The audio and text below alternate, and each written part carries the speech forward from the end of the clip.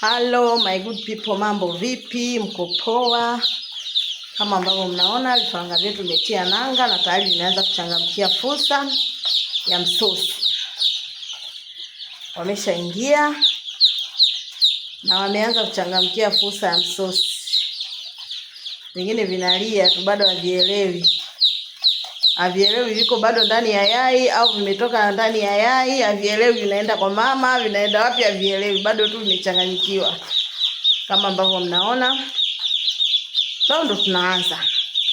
Kwa hiyo tumewapokea leo, siku ya kwanza kuhesabu itakuwa kesho. Tukiamka kesho ndo tunahesabu siku ya kwanza. Siku ile wanalala kwako ndo unaanza kuhesabu, anayeamkia kwako ndo unaanza kuhesabu ile siku ya kwanza. Haya. Tutahesabu leo siku ya kwanza, kesho siku ya kwanza.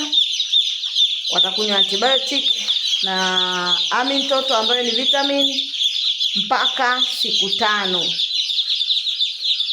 Siku ya 6 watakunywa maji plain, siku ya 7 watapata chanjo ya kwanza ambayo ni Newcastle.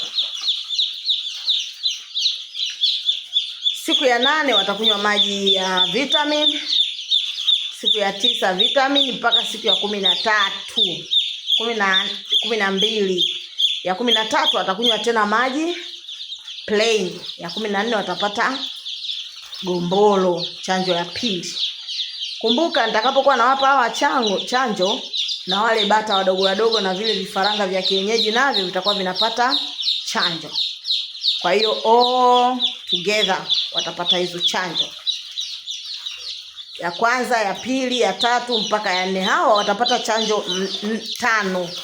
Yaani Newcastle ya kwanza, gombolo ya pili. Ya 3 tena Newcastle, ya 4 gombolo. Ya 5 chanjo ya ndui ambayo tutawachoma kwenye bega. Kwenye kipapatio Sisi binadamu ndo tunachomwa kwenye bega. So tutafanya hivyo, twende pamoja mpaka mwisho. Wameanza na starter.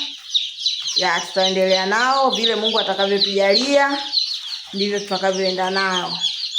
Ya ushauri wangu, walishe starter mwezi mzima, alafu walishe grower mwezi mzima ambao utakuwa wa pili. Alafu mwezi wa 3 anza kuwachanganyia. Utauza mapema sana, utaingia sokoni mapema na kwa kishindo. Akishafika miezi 3 huyu utamuuza kwa shilingi 25,000 mpaka 30 kwenda juu. Kwa sababu watakuwa wamegain sana. Watu wanauliza palaza, uamuzi wako. Sio mbaya, ila ni uamuzi wako kuwawekea mahindi ya palaza.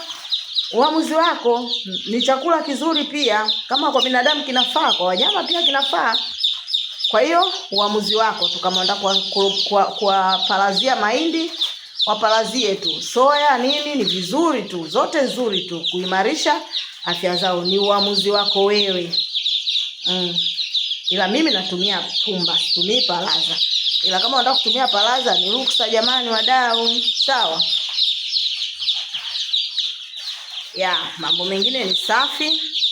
Ni safi sana. Kwa nini natumia moto wa kuni? Natumia moto wa kuni kwa sababu nina kuni nyingi, lakini pia natumia moto wa kuni ili kuepuka gharama za mkaa. Huku kwetu ni kijijini, lakini mkaa roba gunia moja 50,000, 60, 70. Sasa ukitumia ule mkaa kwenye mahesabu ya kuku, sioni kama inanipaga. Naona inakuwaga tu ni huduma kwa jamii. So kwa sababu nina makuni hapa yameoza mengi nini, ndio maana naamua kutumia moto wa kuni. Sawa bwana. Kikubwa ni uangalizi. Ni riski lakini uwe mwangalifu. Uwe mwangalifu sana. Unaweza ukaunguza vifaranga wote. Unaweza ukaunguza nyumba. Kwa hiyo uwe tu makini. Sawa jamani, mimi nawapenda sana.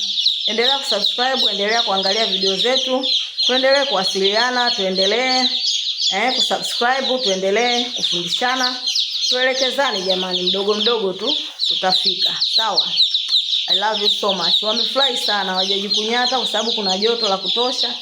Wamechangamkia tu fursa. Wamekimbilia kwenye vyakula. Wanakimbilia kwenye maji kama ambavyo unawaona. Wote wamejirundika eneo hili tu, hawajasambaa kote. Wote wamejirundika eneo hili tu. So no problem. Mambo mengine yaende tu kama yalivyo. Tunamshukuru Mungu kwa siku njema. Tumeamka salama. Tuombe Mungu azidi kutulinda na kutuongoza katika siku ya leo na kutufanikisha yale yote ambayo tumeyapanga leo kuyafanya. Love you so much. God bless you my people.